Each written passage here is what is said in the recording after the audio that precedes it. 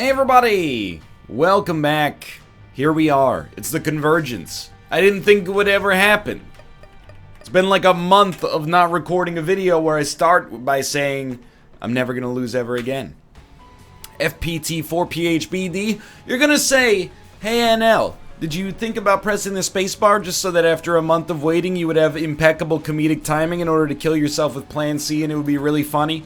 Look, I'd be lying if I said the thought didn't cross my mind. But I'm back here. I figured here's how I'm gonna handle like this parallel save file for now, okay? I'm just gonna keep doing Eden runs on it for now, and I don't know how long it's gonna last. Possibly, but unlikely to be a secret room.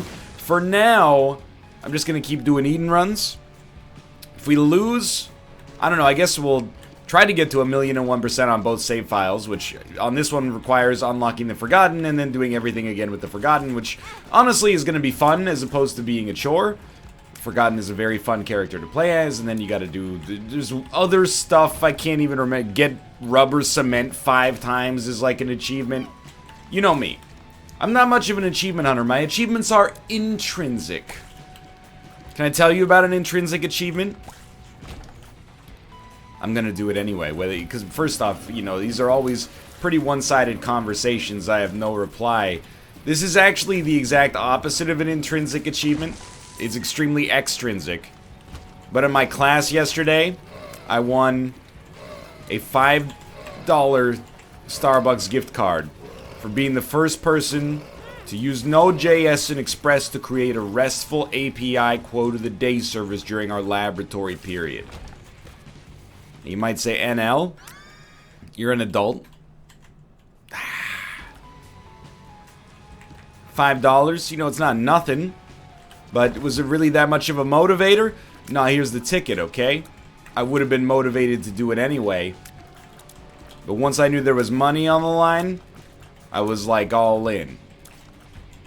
It felt good. I'm not even going to spend it anytime soon because, you know, it's like a prize is that you've gotten for your own merit is worth more than the actual monetary value. You know, it's like if you're at the NHL All-Star game, you win All-Star MVP, they give you a Toyota Tacoma or something like that. You think Alexander Ovechkin or last year Brock Besser, vaunted superstar of the Vancouver Canucks, needs a Toyota Tacoma? Are you out of your mind? Well, I mean, technically, I guess if you're on a rookie deal, you might value a car for free. I mean, why not? It's a free car. But, you know, you're Alexander Ovechkin, you're making like $9 million a year. He might even be making more. You don't need a Toyota Tacoma. But you know what? You don't sell that Tacoma. You take a picture of it, you say thanks for the Tacoma Toyota because it's like a sponsored deal that you agreed to just in advance of the game even starting. And then, you know, you give it to charity or something like that. But you frame the photo. You frame the photo. What am I talking about? I do not know. Hey, this room is weird. I was just hoping to get like a single coin out of all of those many, many pots. You might think I'm playing like trash. I'm just going to be straight up with you. I disagree. Swallowed Penny is pretty useful.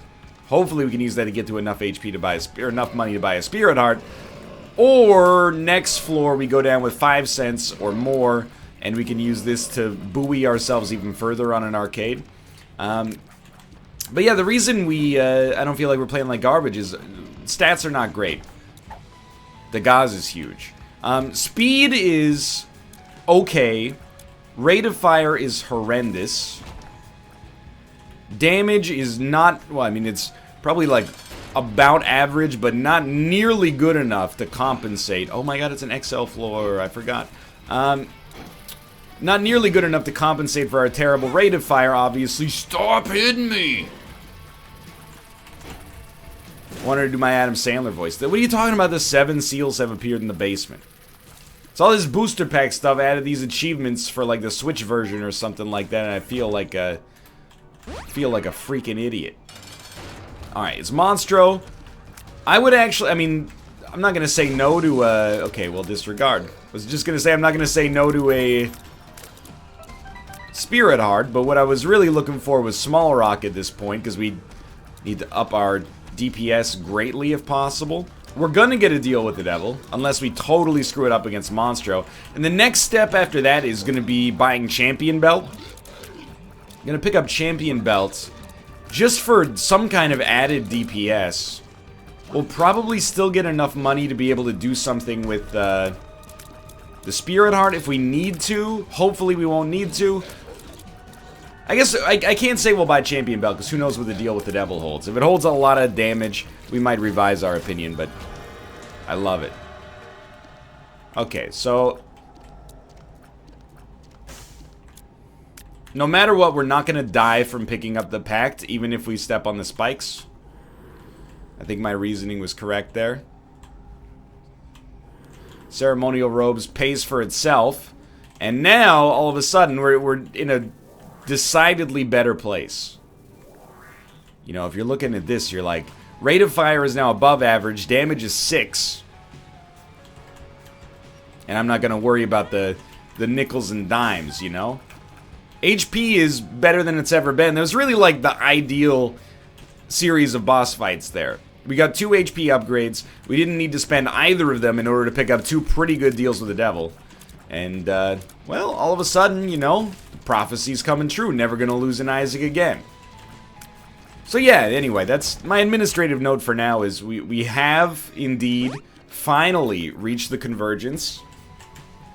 It was wild to not have to record.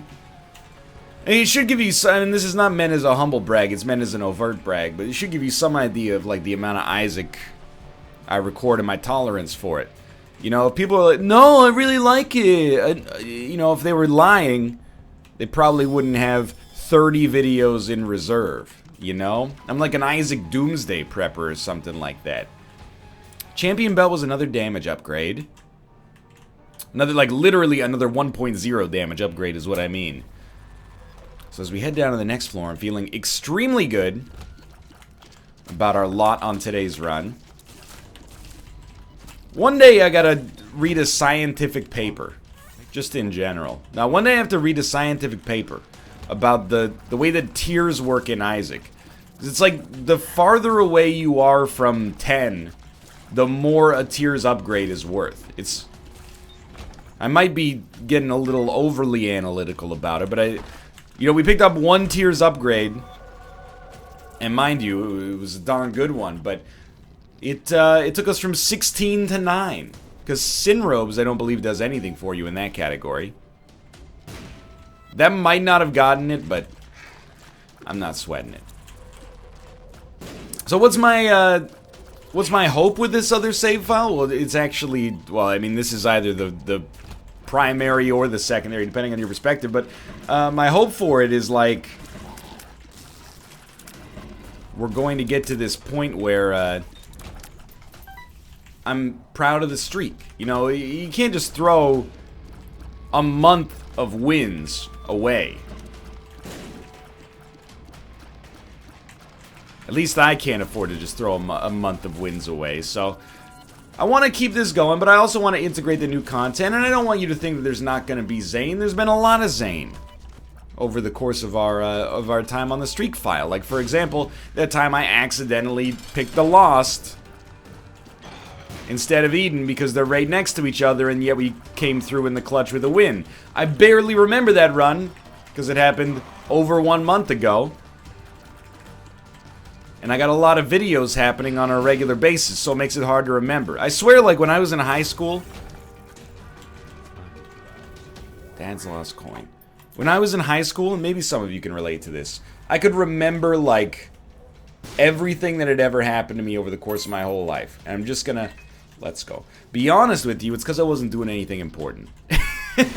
Not that what I do now is, like, of the utmost importance, but... You know, I'd be like... You know, in 12th grade, if you were like, hey, do you remember where, like, you and your friends ate for dinner in 9th grade? I'd be like, obviously, we went to Montana's, right next to Kelsey's, because, you know, we needed some place that was close to the movie theater. We were going to see Triple X. It was August 4th, 2002. And I had the ribs. Jordan had the barbecue burger. Like, I remember every single... Oh, that's terrible. I remembered every single detail. Now you ask me about an Isaac run that happened a month ago, and I'm like, my dude, I've recorded 200 videos since then. Well, some of them are Twitch VODs, but apart from that, you know, for the most, I've recorded close to 200 videos since then. I don't remember. It's in the stack, out the stack, as quick as possible with as much quality control as I can muster. You know what? We're gonna try this. The boomerang. I hate it. I will leave now. And I will leave the floor. I'm real cheesed that we did not get... I mean, this floor basically sucked. We got Kidney Stone, Bob's Brain, and Dad's Lost Coin. It's not a good assortment of items. It's our secret room. Stop, please. Thank you. Okay, well... The pill is a speed up. Told you. Yeah, we could, well, I mean, I'm trying to think of where I stand here, and honestly, I'm like, maybe we should have taken the... Maybe we should have taken the boomerang. Because the pills have been a little subpar so far, but I'm holding out hope there's... You know, it doesn't take... It's very similar to tarot cards in the sense it doesn't take many good pills in order to make Mom's bottle of pills worth it. But there is a startup cost for the most part. So, you know, a tears upgrade, a speed upgrade, a health upgrade, bad trip, balls of steel. If we get any of those in our rotation, which is basically determined when the seed is created, I think, then we're good to go. You know, in this room, we really should move out of that corridor. Even if it puts us closer and under more aggro. It's probably the better option. So we could lose this run, and this is not just me trying to have a giggle with you. I think this could be a delicate situation with our speed being so low and our momentum is... Oh, we gulped Swallowed Penny. Okay, that's fine. Our momentum is slowed down a lot, but, you know... Early on in any Isaac run, there's a little bit of flux. We're hoping that... Hey... A black hole has appeared in the basement. Can't wait to see that item for the first time ever. That's what I love about doing these videos. We get a health upgrade. We get a chance to make the same jokes we made on the other save file. All over again. And they might be fresh. It's like rebooting a movie franchise. Now, we used way too many keys to do that. That was foolish. You know, we'll probably go back there. I mean, we're gonna have to, but I just wanted one room to kind of stop and clear my head. It's like being nervous about public speaking, yeah, and being like, no, I'm not gonna go first. What's your philosophy on that, by the way? You know, everybody probably has been through that situation where they're you know, they've given a public address of some sort in school. Teacher asks for volunteers. I hate that. And by the way, it does not change as an adult. I talked about it on the other save file, but even as an adult, you know, in my classes, if the teacher asks for volunteers, most people are quiet. Myself included, most of the time. Except when there's a Starbucks gift card on the line. Okay, so we desperately need this. Battery baby... Okay, I'm sorry, donation machine, but we're gonna have to atone for our sins here. Battery baby for 7 cents is decent. Oh, well, I'll take it. It's not like our tiers are that cool. Hopefully we can get a synergy that makes this feel like less of a cop-out, though. Yeah, what's your philosophy on being the first person to speak? If I'm very well prepared for something, I like being the first person to speak. Or, if you have to choose your speaking order in advance, I like being the first person to speak because I think it incentivizes you to prepare more because you're like, oh, I'm setting the tone. If I'm not very well prepared, I want to be one of the people who goes in the middle. I don't want to be last, but I want to go in the middle section. I don't worry about... I guess I'm very lucky in the sense that, and this probably won't be too surprising, but I don't really mind speaking in public. I find it, dare I say, sometimes I even find it downright enjoyable. That speed downgrade hurts a lot less than it previously would have because of the recent, you know, upgrade in terms of just about everything we got on this run. We're now set. And I know every floor we keep going, we're set. We're not set. We're set. But how? What do you got for me? Ah, what a waste. And I don't even think we can get to our, you know, other room where we deposited 2 keys for effectively no purpose, but that's okay. So yeah, I've never really been that worried about public speaking. I always thought public speaking was kind of a weird exercise in school. Like, we didn't start doing public speaking until 4th grade. I think that's way too late. If there's any, like, skill for, and I don't know, this is like such a recurring element in these videos, but it's like what they should have taught you in school. But for real, public speaking is something that just about everybody will end up doing. You know, I don't just mean making like TPS quarterly revenue projections with your boss over a 3-martini lunch. I mean, storytelling and the ability to hold people's attention is not just necessary, it's conscientious. You know, everybody has someone they know. When they tell a story, they don't summarize it. They don't bring it down to brass tacks. It's always like this meandering, serpentine story with way too many elements that are completely irrelevant, and like they're just getting to the point, and then they're like, you know, giving you Silmarillion style lore over top, and you're like, I don't even know what the point of the story is anymore. You lost me. Public speaking, learning to tell a story and also have respect for people's time, you know, tell a story in such a way that, you know, you get it over with in like the minimum amount of time that is necessary. So you screwed me. You screwed me on this one, self. That's okay. It's how we triumph over adversity. In a safe environment, we have consequences and we move on. Anyway. What am I even talking about? We can fly now. We're not taking any more damage. Let's move along. That's even more important. I mean, maybe not than like a class on taxation or something like that, but it's an important skill. And how do we learn about it in... Well, in real life, we learn about it by, you know, talking to other people, which is also well and good, but how do we learn about it in school? Do a speech about bats. I'm trying to remember, like, all the speeches I did in elementary school. Grade 4, I misunderstood. This is a real story. You're not going to believe it, because it's very me. Ooh, baby, baby, oops. But, man, these red chests. Can't really complain because we got Epic Fetus and a lot of other good items, but you've been burning me, dude. Grade 4, I misunderstood the assignment request.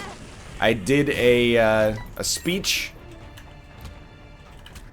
on why we only use 10% of our brains without doing any research whatsoever. Cut me some slack, I was 9 years old.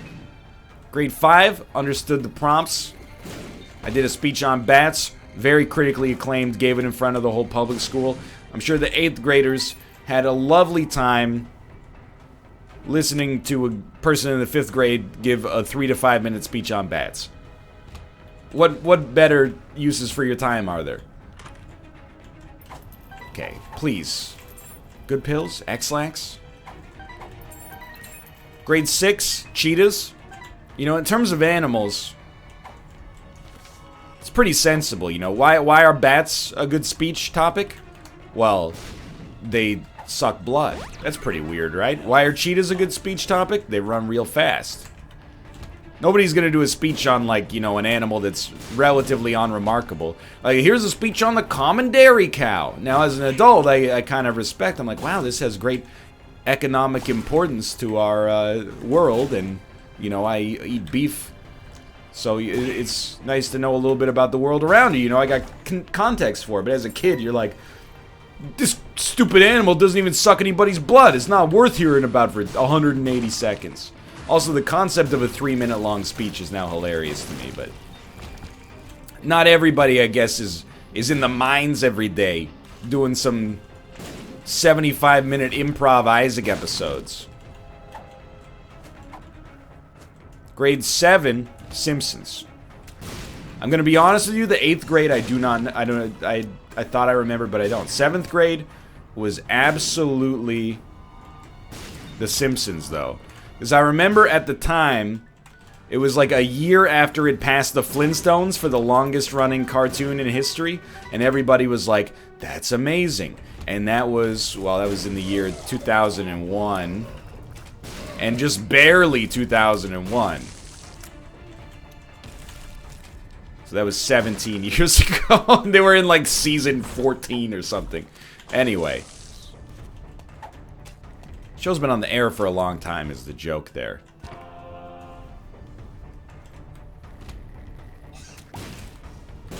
I guess you can't really... We're in a weird spot, and, you know, again, not every episode has to be a school episode. Some episodes are about flying, but it's been a while. Some episodes are about making fun of, or is it supporting millennials? I can't even keep track anymore. You know, I'm not even going to the item room. I'm gonna go and see if Boss Rush has anything we're interested in, but we already possess the necessary tools. It's like they're telling us you can go straight to Harvard. You don't need to finish 10th grade, and we're like, okay, let's do that then. We have a presentation coming up in my current programming class, and well, we don't really care about any of this, unfortunately, but it's gonna be a weird day, because like next week is my final exam, and it's 90 minutes, and then there's 90 minutes of presentations, but there's 8 students in the class, so if you want to do some, can I meme? If you want to do some quick maths on that, it's like 5 minutes a student, assuming 0 setup time, which if you've ever done a presentation, you know is unlikely to be the case. But there's a minimum of 10 slides that we have to prepare for this. And I want to go talk to the teacher and be like, first off, is this a minimum for real, or is this just a guideline? And secondarily, are you out of your mind? We're going to have realistically like 4 minutes. You want me to spend 20 seconds a slide, and it's... I'm not trying to say it's like extremely intellectual, but it's code. So, you know, you got to kind of explain what's happening on the slides. You don't just put up the text and be like, well, you know, the Battle of Hastings was fought in 1055. Next slide. You know, it's not like that. It's like, you know, this event handler emits a socket event that's custom named, and it passes a JSON object to your server side, which then processes the data and emits a received event that's handled by your client-side JavaScript, and it, you know, puts the message on the screen, or if you've been hit by the language filter, it just IP bans you from the surface of the sun, etc., etc. You know, it takes some... I'm like, dude, have you ever seen a TED Talk? I actually, I don't really like TED Talks anymore, but I did... You know, I mean, I was like in my second year of university when they went super viral. So I was definitely like in the market for a while. And then I remember I saw a TEDx talk where this dude gave like a 20-minute presentation on the optimal way to dry your hands. And I was like, you know what? I'm good. Nothing against that guy, but maybe I'm okay. Maybe I don't need these TED Talks as much as I think I need these TED Talks. But either way, though, I think you can learn a lot about presentations from them, you know. Be a little bit more dynamic. And more importantly, you should speak more than you read. There's nothing more annoying, and you'll have had teachers like this in the past. Oh, hey. Upon him, see? Don't mind if I do. Thank you very much. You'll have had teachers like this who just put up the slides and then read off of them, and, you know, the natural reaction is, why am I even here? I can read... faster than, like, I can read in my head faster than you can read aloud. There's nothing worse than, like, you know, we have these, like, 3-hour lectures, and then you can see your professor's PowerPoint, and he's on, like, slide 14 of 61 with 10 minutes remaining in the class. You're like, oh, no. But anyway, I digress. You know, that's too many slides for that little amount of time. It depends on what you're talking about, I'm sure, but, you know, personally, I think there should be no limit on the amount of slides. If you, the slides are not the work, the presentation is the work. The slides, you know, they're basically like, the way that I use them at least, is like they're cue cards for the presentation. You create a scaffolding of what you're going to talk about, and then you elaborate about it. We do have a familiar, I guess. Yo. It was our fly that got taken, obviously, but we got Pentagram and Maw of the Void out of it, which is just exceptional. You create a scaffolding of what you're going to talk about. You look at your own slide, and then you're reminded, okay, this is the process of how it goes down. And then you give a speech that you haven't exactly rehearsed, but on the other hand, it comes across as more improvisational, and as a result, you're speaking dynamically, and that's more engaging for people, I think. I don't need Vorf at this point. Thank you, but the only Vorf I like is from Star Trek The Next Generation. Dude, I'm getting so annoyed. Yes, I'm pivoting from school into social politics. So if you're a big fan of neither of those, this is going to be a great video for you. But I've been annoyed, dude, with this new trend, and it's like a hashtag not my character. It's because we live in an age, and, I'm not going to say this is unique necessarily, but we live in an age of, like, weaponized nostalgia, where movie studios in particular are like, hey, remember that cartoon you loved as a kid? We're bringing it back to the big screen, and Chris Hemsworth's going to be playing Snarf this time. Okay, you know what, buddy? You had your chance. And then, you end up with people, they see the art, and they go, hashtag not my Thundercats, and then there's hashtag not my Battlefield when The Last Jedi came out, hashtag not my Luke. And it's like an organized campaign, and if you say it's not organized, I mean, you may know more about it than I do, except for the fact that I tweeted like, hey, I had a good time watching The Last Jedi. I got like 15 tweets that were like, not my Luke, and I'm like, okay, well that's, for having no central organization, they spending all day searching out tweets on Twitter that like The Last Jedi and then just replying with their hashtag like I'm gonna see it and be like, you know what? I formed my own opinion, but that was before I knew that the opposing opinion had their own hashtag. Like now I'm in the face of that overwhelming evidence, I've decided that, you know what? Not my Luke. Now I'm not here to say you have to like The Last Jedi, because really I just don't care whether you like it or you don't like it.